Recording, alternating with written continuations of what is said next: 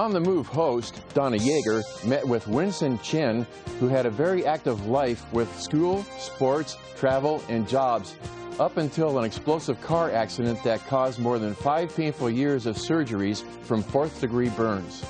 Donna also talks with Lynn Brown of the Mountain View Firefighters, who have programs to help children who are survivors of burn injuries. Now here are Winson and Lynn with our host, Donna Yeager. Hi, I'm Donna Yeager with On the Move, and I'd like to welcome our guest, Lynn Brown. Welcome, Lynn. Thank you. Good to be here. Thank you. And Winson Chen. Welcome, Winson. And I'd like to start with asking you, Lynn, what is your official title there? So I'm the coordinator for the Office of Emergency Services in the Mountain View Fire Department. Okay, cool. Great. Very good. And Winson, I know that you have had a really amazing story and an amazing life, and I want to start by, if you could tell us a little bit about your childhood growing up, because it was an interesting one. Like your parents were amazing. Are amazing, and the photograph that you first showed me when you came over to visit my mom's home, it was really interesting because the beautiful wedding photo was just gorgeous. Sure. Well, my dad's from Hong Kong, and my mom's actually from Taiwan. Yeah. They were married in Taiwan, and then they migrated to the United States. Yeah. They went to Georgia for some reason. But when they got there, they worked at a Chinese restaurant as a waiter and waitress. My parents actually, or my mother worked. Yeah. As she was pregnant with my sister, my older sister, and myself. But then they spawned a Chinese restaurant over at a mall, the Macon Mall. And they were able to use that to open up other franchises. We opened up a total of 5 restaurants. Great. Chen's Walk. Yeah, cool. And then the actual photo of your family before you were born. What is that picture? All the family members. I don't know if it's her brothers and sisters or. Oh, okay. Yeah, basically. Back in the day, back in China, they used to believe in really big families, and I believe that was my grandfather's side of the family. Oh, okay. And, I have a lot of relatives that have moved over to the United States, but I also have a lot of family that are still over in China and Hong Kong and Taiwan. Wow, very good. And so, when you were born, you were living in Macon, Georgia, right? Born and raised in Macon, Georgia. Okay. I grew up at a preparatory school, so I was the only Asian kid at this school. And actually, I have that picture of you when you were, I guess it's, what is that, 3rd or 4th grade with your class, the whole class photo of the whole class. I am the Chinese kid. But what grade was that? Oh, there's so many class pictures that I showed you. Let's say it was 3rd grade. I think it is probably 3rd or 4th grade. Yeah, okay, cool. Well, it's a great picture. I appreciate it. And then your pose where you were a soccer player. Oh, okay. I thought you were talking about the cat pistol. But your soccer uniform. Yeah. That was very good. I was a big soccer player growing up. I just, we had football. Football was really big down in the South, obviously. Right.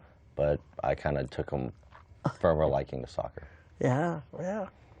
Well, and then also because your parents had 5 restaurants in the Macon, Georgia area, they were doing quite well, I guess, and they were able to travel, right? And you got to go with them. I feel really fortunate, just because throughout my childhood I was able to go to all types of places, whether it be Europe or back to China. We went to, Canada and Mexico, so cool. Continental U.S. states, stuff like that. That's wonderful. Terrific. And so when you were in the school system, in elementary school, you actually went to a military school. I did. At one point, right? I did. So I grew up at the preparatory school from 1st to 8th grade, and then my freshman year in high school, I went off to public school for an international baccalaureate program. I did well, but my parents wanted me to shape up even more. So I got shipped off to Valley Forge Military Academy up in Pennsylvania. And your uniform, wow, that's amazing. Strapping, right? That's right, that's right. Yeah, it was 100% wool, so it was rather warm. Oh my goodness. In the summers, we also did parades where we carried rifles with bayonets. Oh my gosh. And you know, I've never seen a photograph of someone's prom where the entire class or the entire group as a whole had their photo taken. My class was really small. I graduated with 80 other students. Wow. The public school I went to had, just the 4 years of public school, had more students than my entire preparatory school. Wow, it's just beautiful. Thanks. Really a cool picture. And you have lots of wonderful girlfriends.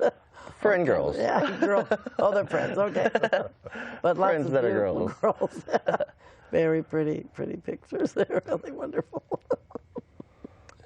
And so, and then when you graduated from high school, your parents' gift to you was a trip to Amsterdam, right? It was. With your friends. Yeah, absolutely. We went to Amsterdam, Paris, London. It was my first time seeing those countries, and it was very eye-opening. Yeah. But it looked like you had a lot of fun. Yeah, I mean, definitely had a lot of fun. And the girls were kind of organizing where you were going next. Absolutely. My friend and I, my male friend and I, were less organized, and so we just were along for the ride. That's good. Well, it looks like you had a great time. Thanks. I don't know what photos you're showing, but hopefully some appropriate ones. Oh, yeah, we are. No, okay. they're all really neat ones. And then you went to college, right? I did. Where did you go? I went to Oxford College, not Oxford of England, but Oxford of Georgia. Okay. So let's see, it's Junior College of Emory University. Emory is like the Ivy League school back in the Southeast. Oh, okay. I made it through my freshman year, and then during my sophomore year, I actually went through my accident. Oh, okay. That's when it happened, huh? Yeah, I was in driving on 280, which is the interstate around Atlanta, and I was in the blind spot of an 18-wheeler, and the 18-wheeler didn't see me, and he merged lanes and made contact with my vehicle. My vehicle bounced off his rig, hit the median of the interstate, and then came back across the highway. Unfortunately, when it hit the rig, I was knocked unconscious, but also the fuel line came off of the engine, and so my car kind of exploded into flames. The truck driver had 2 fire extinguishers, and he was hazmat trained, but I think it was fight or flight, and he must have gotten scared. He didn't jump to my rescue. 15 minutes later, after burning alive, the firemen showed up, and they started putting out the fire. Unfortunately, they did not know I was still in the vehicle, and they started rinsing away the burnt flesh. When they did finally realize I was in the car, they pulled me out and sent me over to the burn unit, which was Grady Burn Unit in Atlanta. I arrived dead on arrival. The hospital staff resuscitated me and kept me in a morphine-induced coma for 2 months of my life. But it's interesting that you said that you don't remember the first 2 months before the accident as well as what happened during the accident or after the accident, right? Absolutely. In the hospital. Everything I know about the accident I've read from either police reports or from statements from the truck driver or from what I've been told by hospital staff or my family. Right, yeah. Well, I want to ask you, Lynn, about the, you know, what are the normal procedures of when a car explodes, like, you know, like Winton said? Yeah, well, you know, the firefighters try to get there as quickly as we can. Here in Mountain View, we have a pretty good record. We're generally there within about 4 minutes of a 911 call 90% of the time. Wow, yeah. You know, the first, obviously, you want to get the fire out. It can be, as Winston said, it can be difficult to tell if someone's in there or not. There's a lot of smoke and a lot of flame.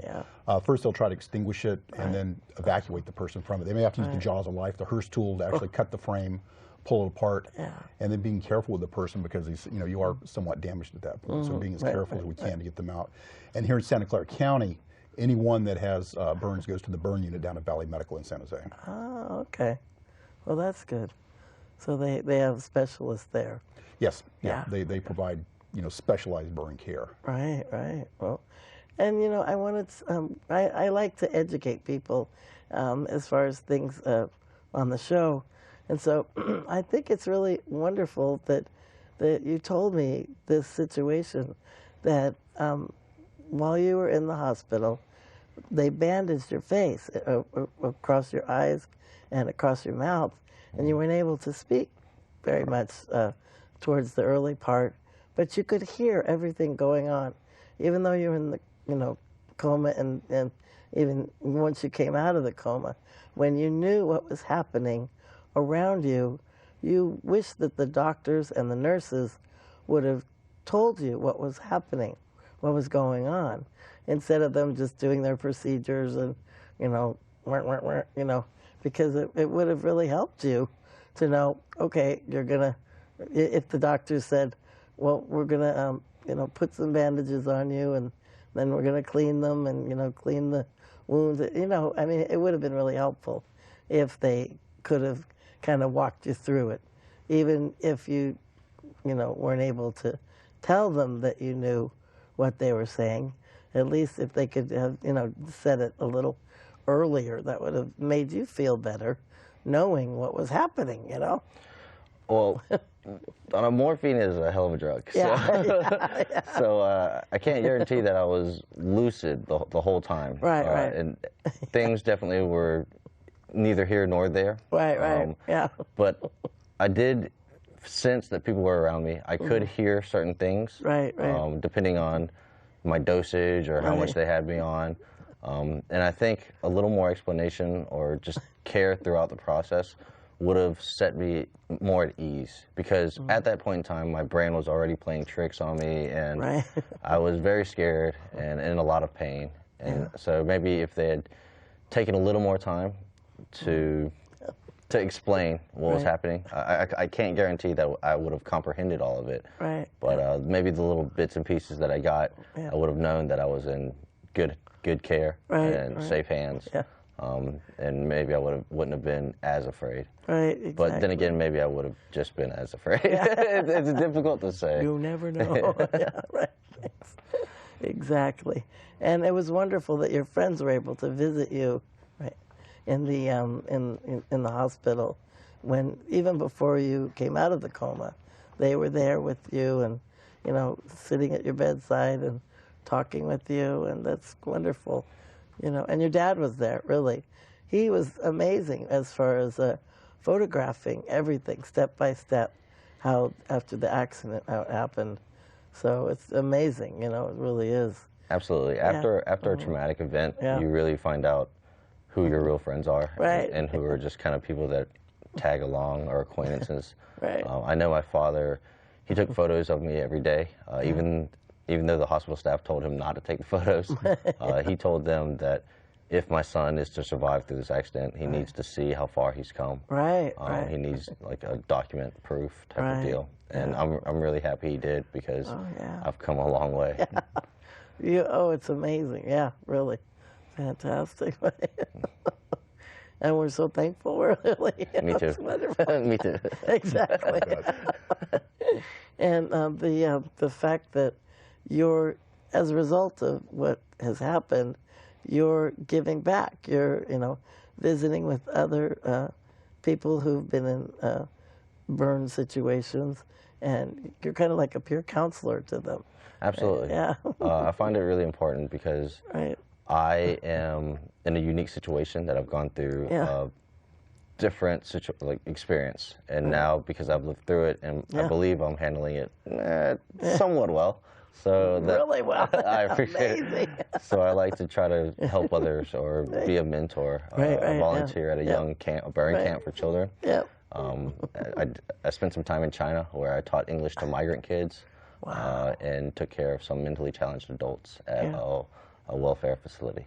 Oh, that's right. And you went back and got your degree. I did. Wow. I studied at Fudan University in Shanghai, which I had never heard of, but apparently it's a pretty good university in China. Wow. And I came back and I got my Master's of International Business, and now I'm involved in clean energy, because as I was telling Lynn back in the green room, I really do feel like I was saved. I'm not yet positive of what the reason or purpose is why I was saved, but working in green energy makes me feel like I'm at least headed in the right direction. Right, and you're here to educate people. Absolutely. Right, yeah, you're amazing. You're a survivor. Thank you. And you're thriving. You're doing beautifully. And Lynn, I wanted to also ask you about that regarding counseling, and you know, you volunteer, and I mean, you work really closely with the different groups too. Right? Yep. Our firefighters in particular, the Mountain View firefighters, are very involved with the Alyssa Ann Roosh Burn Foundation. Okay, good. And Alyssa Ann Roosh was a young girl, died as a result of a barbecue accident, actually at her home several years ago. Oh. And her family started a foundation to help other kids. So they do a camp called Champ Camp every summer. Cool. So kids that have been burned are able to go there and interact with other children. It's only burned kids. Wow. So there's not the stigma of taking off your shirt and going to the pool. People aren't, you know, giving them a hard time. So it's a pretty cool thing. Good, yeah. So they feel comfortable being, you know, other women, and so they know that there are other people out there. That's good. It's always nice to talk with other people who are kind of similar in your situation. Yeah, and kids, unfortunately, elementary school kids can be kind of mean. When somebody's different, they can kind of gang up on them and pick on them. Well, when they're adults too. That's true. That's true. But then at the burn camp, as I say, every kid there has had some degree of burn. And I've talked to some of the firefighters. Said some of the kids, you know, that, well, I don't know if I want to go. You know, I don't want to be there. And by the end of the week, they don't want to go home. They're so happy to be there and having fun. It's a really good experience. Well, they made new friends. That's great. Yeah. It's important. Definitely. And also it's really, I love the fact that you were able to travel so much even after your accident, because you know, one situation, they wanted to protect your nose, and they wanted you to have a skin colored protection, but your favorite color was blue. So you had the blue nose protection. This is before I actually even got a prosthetic nose. When I went back to university, I wore this, they call it Coban. It's some type of like pressure elastic medical garment. And I wore a blue one because I didn't care. So you wanted to be a fashion statement. Yeah, exactly. I figured people were going to look anyway. I might as well give them something to look at. But I do like my new nose. Yeah. So. It's stunning. It really is. It's wonderful.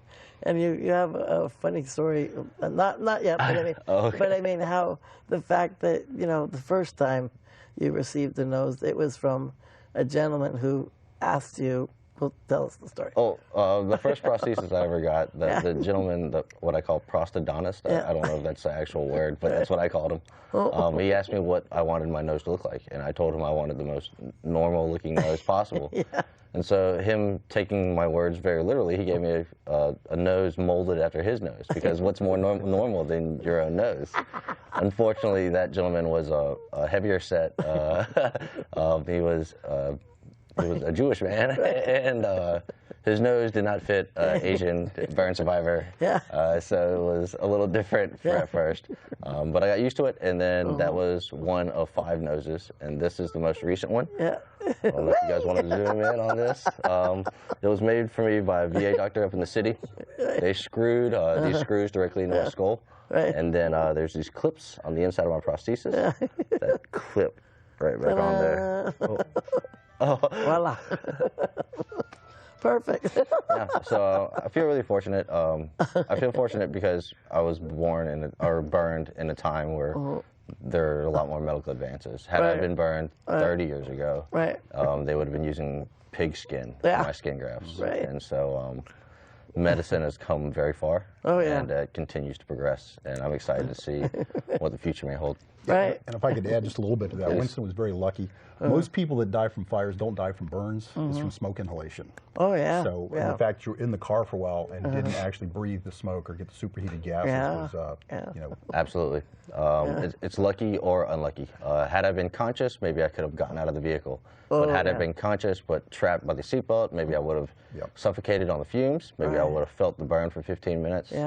Maybe if I had someone else in the car with me, maybe they could have pulled me out. But if I had damaged someone else as badly as I got damaged, I don't know if I could live with that.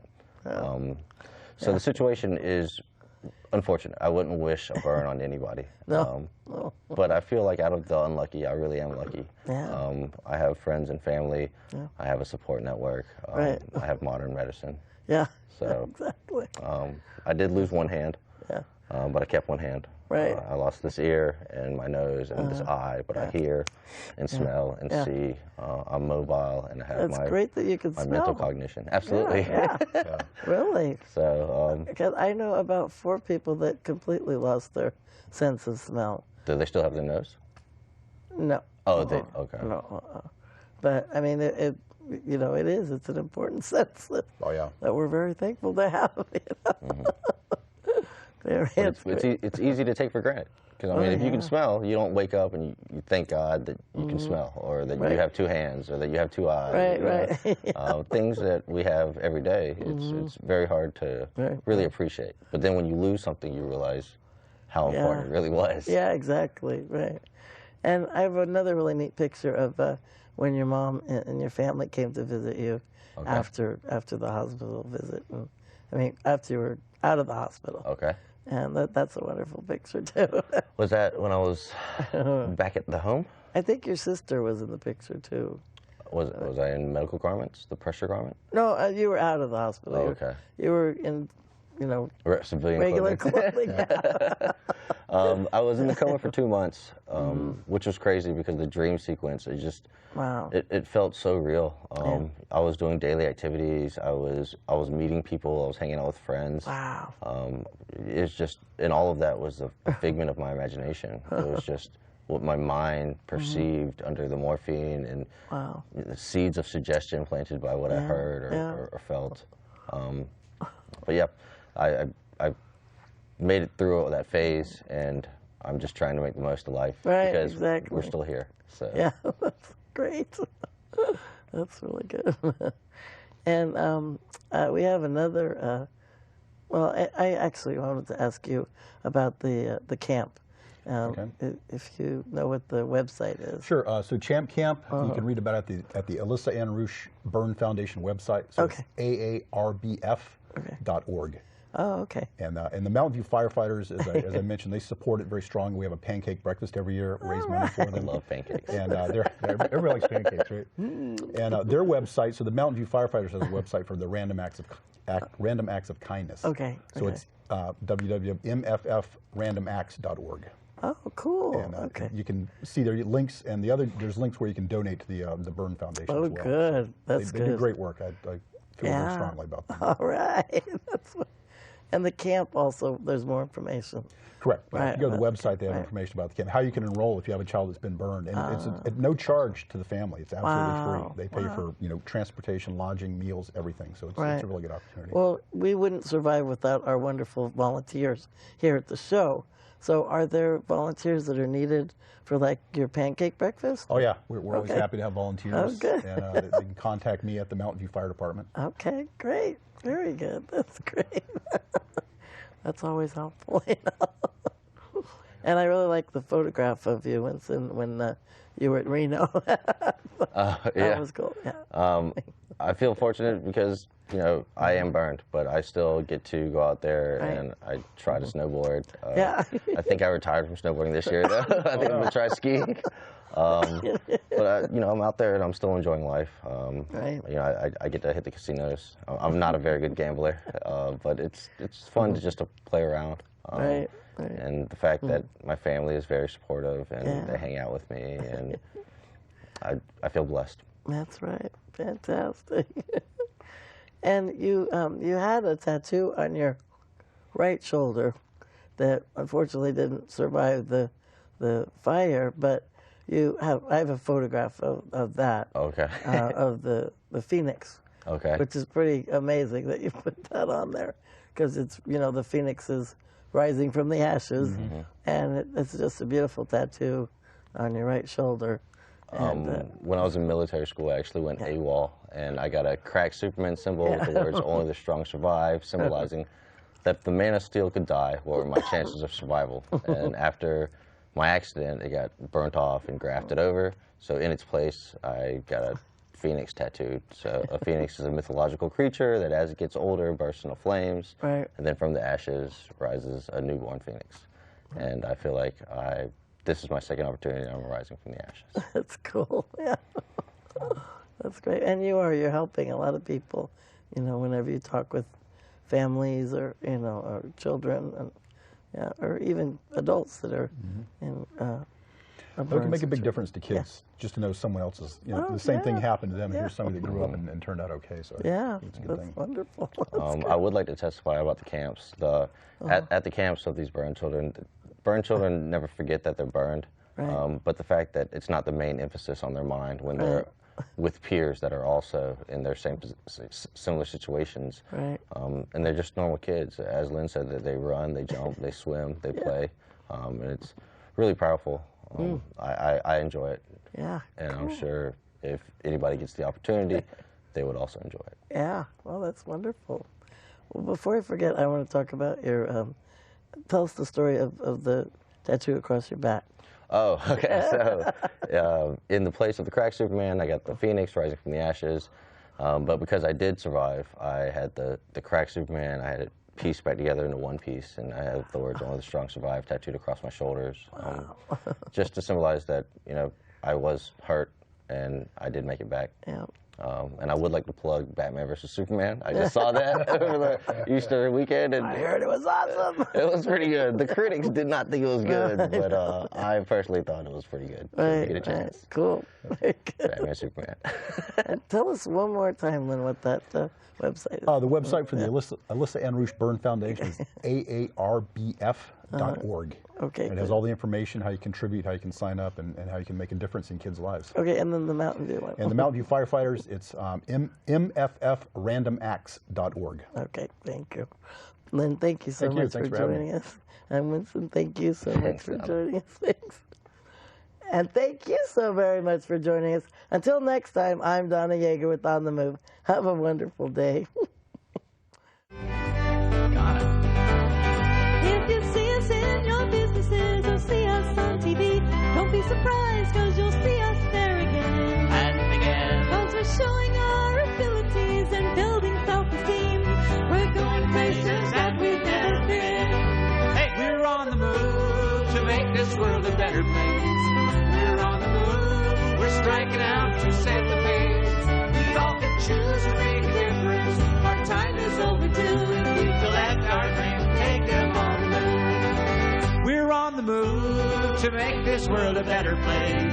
We're on the move, we're striking out to set the pace. We all can choose to make a difference. Our time is overdue. If we collect our dreams, take them on the move. If we collect our dreams, take them on the move. So let's pick up our dreams, take them on the move.